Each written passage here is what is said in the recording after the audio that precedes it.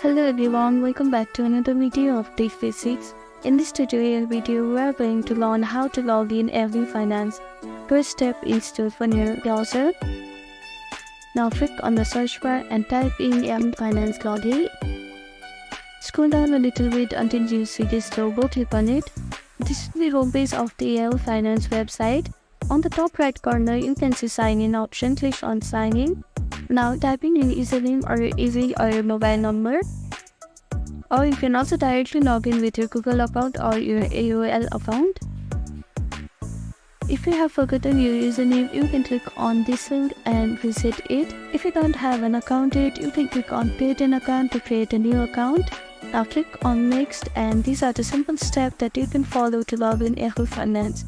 Thank you for watching this video. I hope this video was helpful to you. Please do like, share and subscribe to our channel. And don't forget to comment down below. Thank you.